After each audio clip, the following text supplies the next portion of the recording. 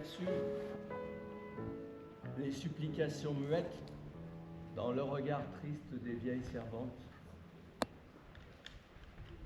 Je ne sais pas ce que j'ai dit, je ne sais pas ce que j'ai pu leur expliquer, vu que je n'avais aucune raison. Je ne sais pas non plus comment j'aurais pu raisonner tout cela, vu que je n'avais aucune motivation. Enfin, sans que cessent les pleurs et les lamentations, un jour on me laissa faire ce que je voulais. C'est peut-être la force muette et convaincante de toute ma décision, intentionnellement prise dans son désir obsessionnellement fort qui rendit le triomphe de mon dessein. Mais celui-ci ne me fit pas exulter. Je n'étais pas davantage inquiet, mais peut-être que c'était le moyen pour moi d'imaginer qu'il n'y avait aucune difficulté et que je pouvais partir, et dans le fait que l'important c'était de partir et ne pas de me préparer à partir. Enfin, le jour du départ arriva. Tous pleuraient. Je ne sais pas s'ils pleuraient parce qu'ils savaient que je partais ou parce qu'ils pensaient que je n'avais pas de but ou se doutaient que je ne reviendrais jamais. Mais je ne pris aucune importance à ces supplications, bien que je n'y fus pas insensible. Mais quelque chose me poussait loin et hors de moi. Alors, pourquoi cette destinée? Pourquoi suivre la route? Car pour moi, c'était suivre la route dans le seul but de la suivre jusqu'au bout, car c'était la seule vraie façon. Pourquoi une vie était-elle contenue dans une autre? Et d'une certaine manière, pourquoi était-elle l'autre? Un jour, je partis sur la route. Je laissais derrière moi le foyer paternel, ma vie passée et ma ville natale, au bord de la mer.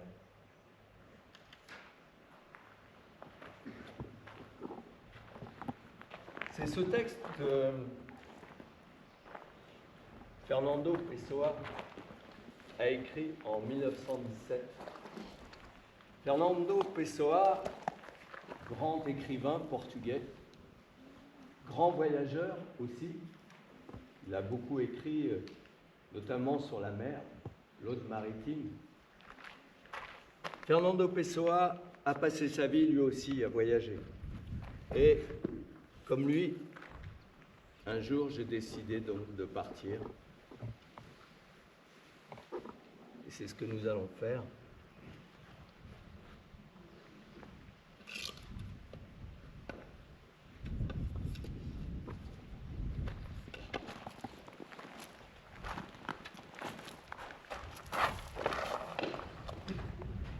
Nous serons pèlerins, per agrum, de ceux qui vont au-delà du champ. Nous enjamberons, nous traverserons, nous couperons. Notre trajet ira en diagonale, à travers les moissons, à travers les prairies, vers le champ de l'été.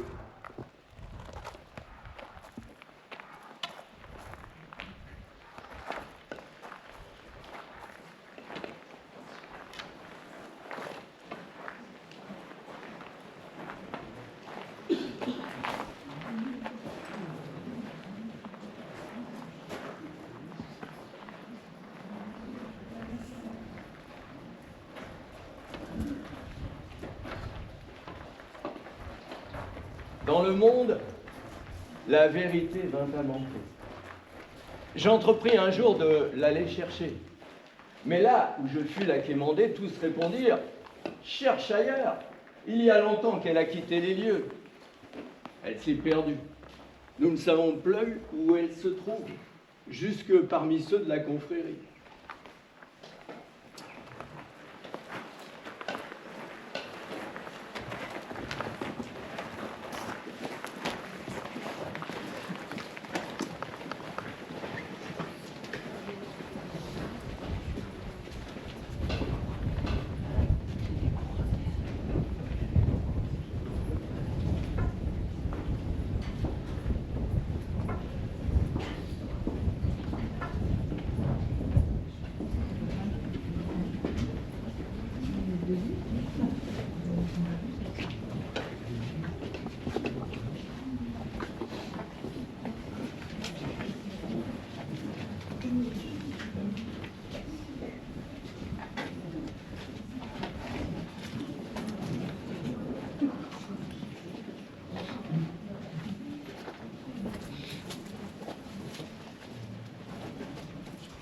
Au cœur des monastères, là où la règle règne, je suis venu la réclamer.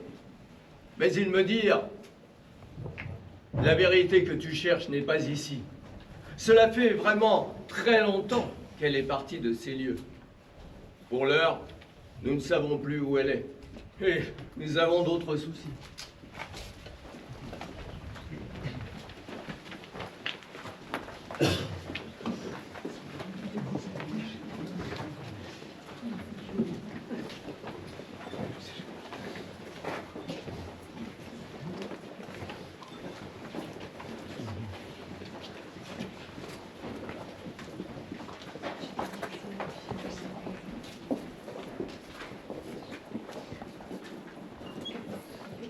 À Sistal même, où par coutume, la vérité résidait. Ils me dirent qu'elle avait quitté les lieux et que nul père n'en conservait le souvenir et que l'abbé n'aurait pas permis qu'elle demeurât à l'auberge, si bien qu'elle est fort loin de l'abbaye maintenant.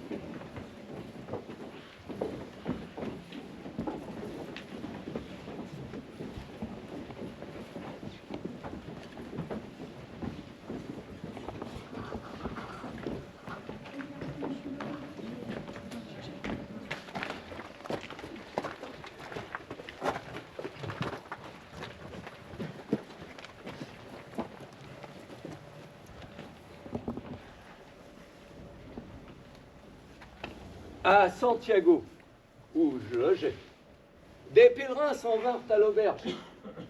Je leur fis ma demande, mais ils me dirent « Ah, Dieu du ciel, vous vous égarez.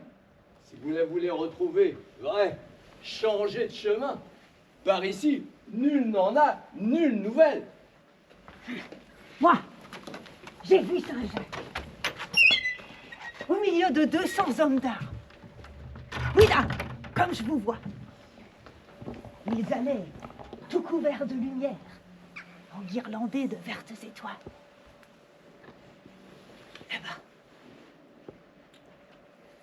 le cheval que montait Saint-Jacques était un astre éblouissant.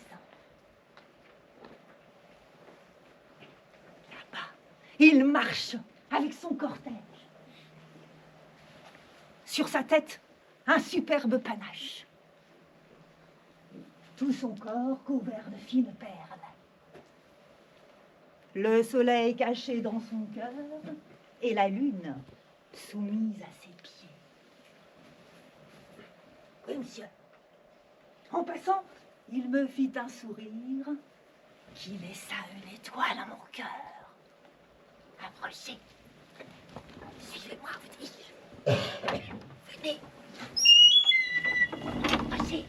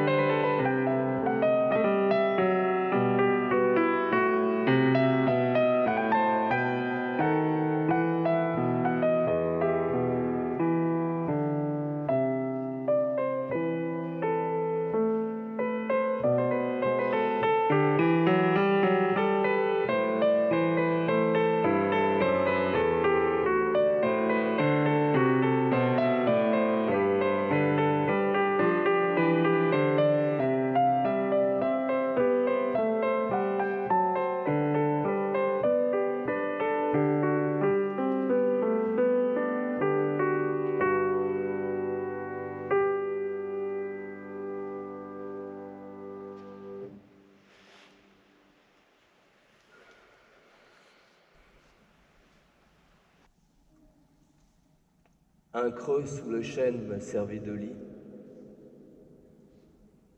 Et avant que j'eus disposé mon sac, 3 étoiles brillaient déjà avec éclat. Et les autres commençaient d'apparaître aux profondeurs du ciel. La lune, dont j'avais vu le pâle croissant durant tout l'après-midi, éclairait faiblement le faîte des monts. Mais aucun rayon ne descendait dans le ravin où j'étais étendu.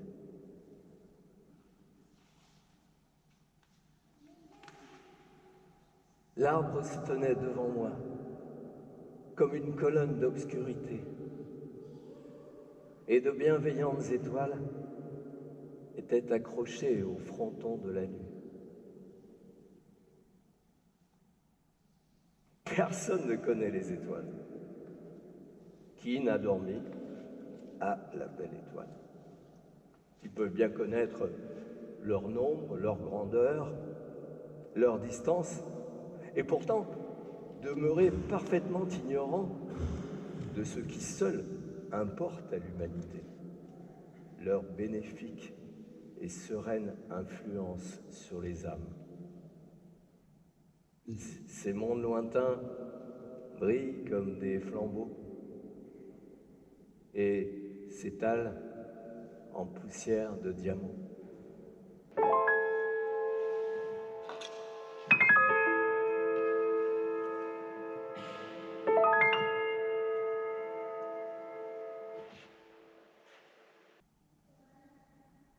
Est-ce que vraiment je me demande quel chemin je dois emprunter?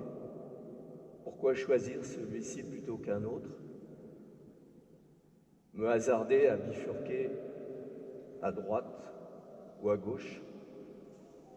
En choisir le moment.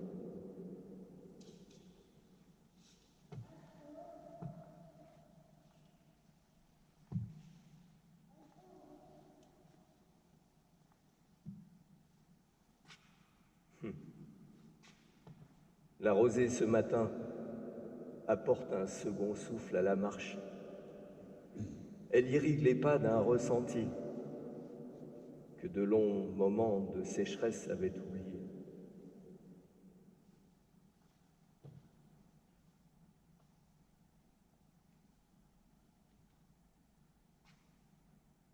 Cette opportunité permet aux herbes de sortir, aux insectes de retrouver leur ferveur et à la terre de retrouver un bel éclat. Mais sur le chemin, rien ne vient à nous. Le moindre caillou, le moindre brin d'herbe, l'insecte se dérobant, tout cela nous est donné dans un instant d'éternité qui se décide à ce moment.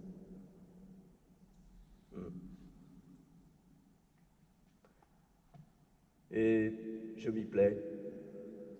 Et pourtant, parfois, j'imagine tout ce que je pourrais prendre et qui m'est donné. Mais parfois, je préfère me taire. Ou plutôt, écouter le silence. L'entendre me dire ce qu'il veut bien me dire. Et puis, attendre la nuit pour m'accrocher aux quelques étoiles qui me seront restées fidèles.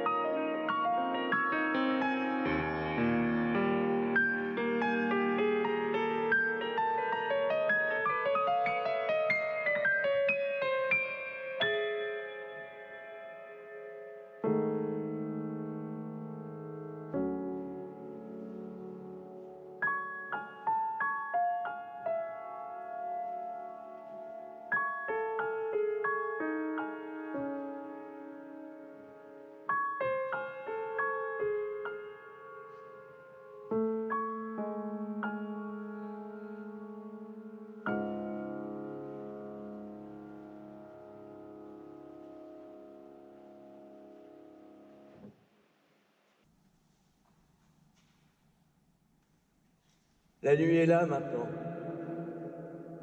Elle baigne cette terre.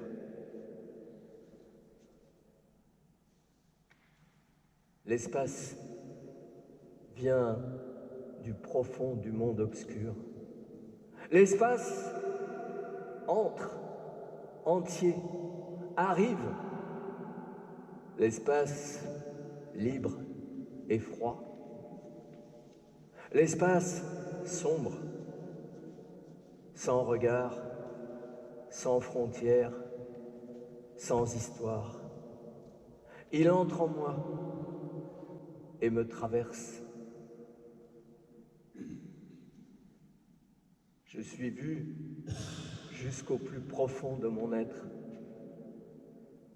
Je suis exposé et connu. Je n'ai plus de cachette ni de mur. Et tout ce que je croyais mien, paroles, idées, pensées, habitudes, et tout le reste, mon nom, mon âge, mon apparence, ma destinée et mes biens et mes souvenirs, tout cela est emporté, balayé. La nuit entre en moi et grandit. La nuit passe et repasse par mes pores, par mes yeux, car je suis devenu transparent. Au travers de moi, on peut voir les étoiles, les amas d'étoiles, la Voie lactée, les Pléiades, Orion, le navire Argo, la nébuleuse d'Andromède, le nuage de la tête de cheval. C'est ma seule certitude maintenant, mon seul savoir. Être immobile et recevoir la nuit, sans cesse la recevoir.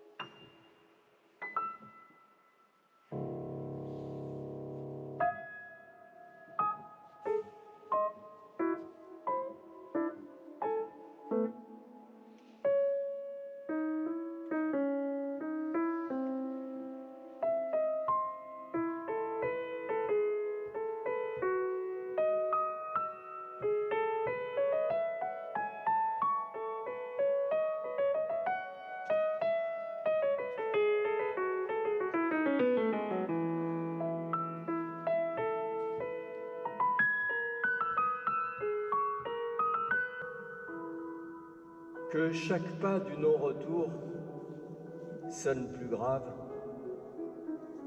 vient de l'écho qui se rapproche. Et cependant, ce vent du soir te communique une gaieté, une douceur, nourrie à quel pressentiment? Un dépouillement qui t'illumine. En dernier, fleurissent tes mains nues, l'attente des merveilles, l'appel qui te conduit du côté de l'éveil, ébloui de te perdre en ton obscurité.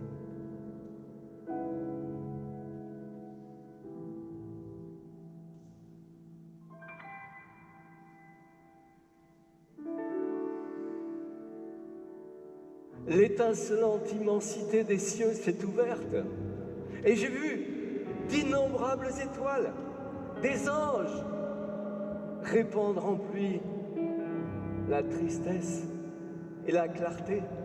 Je les ai vues, lointaines comme le ciel, muettes, lumineuses, sans vie. Et ces oisives étoiles étaient plus chères pour moi que le pain de mes jours. Nuit après nuit, dans ma tristesse, les étoiles couvraient la mer. Et puis, un jour, j'ai vu dans les ténèbres une étoile à mes côtés.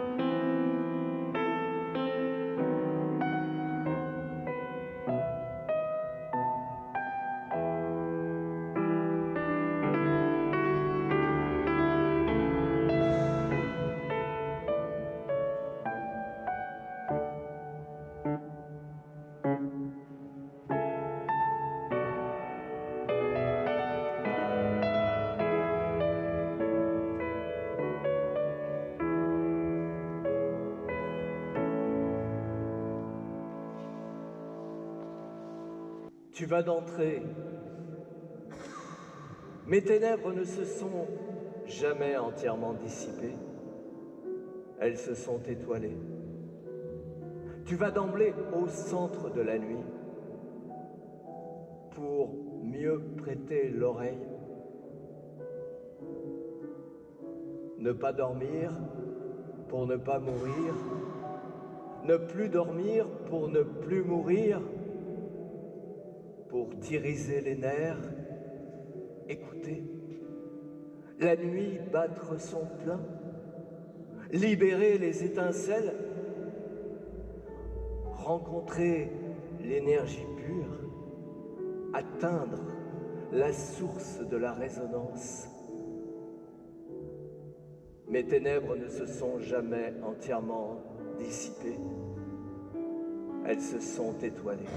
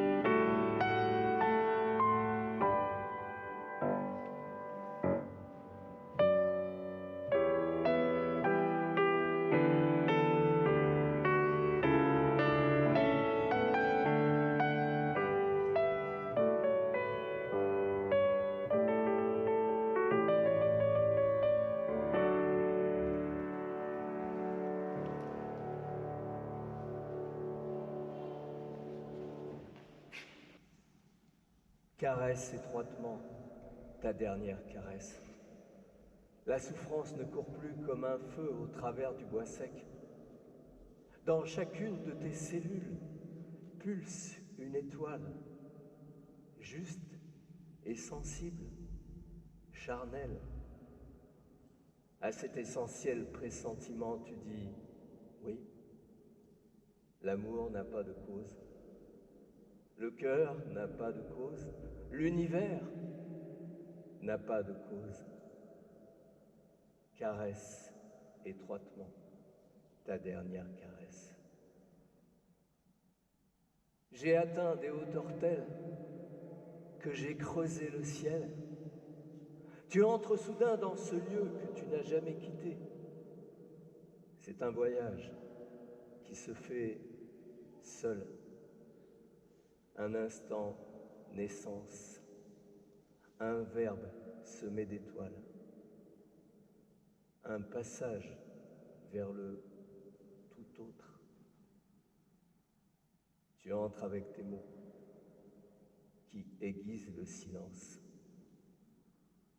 C'est le lieu de l'amour ultime. Là où tu peux inspirer tous les signes du monde. J'ai atteint des hauteurs telles que j'ai creusé le ciel.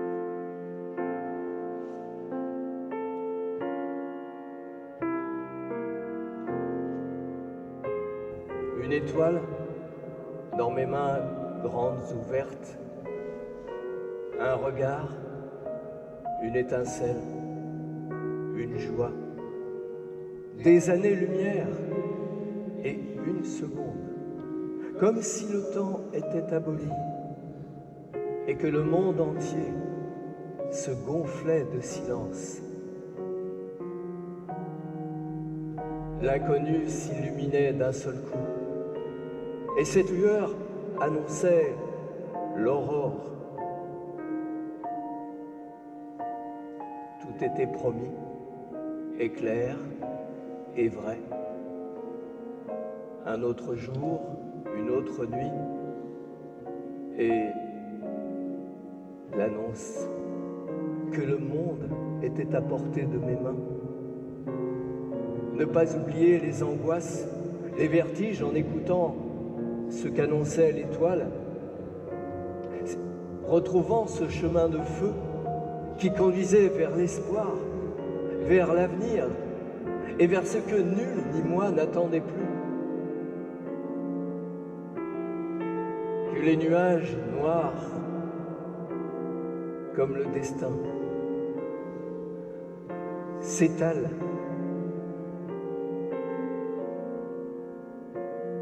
et se rassemblent comme des monstres. Que l'horizon noir soit noir comme l'enfer. Une étoile brille pour moi seul et tout devient lumière et clarté. Étoile qui me guide vers cet univers où règne la vérité et l'absolu.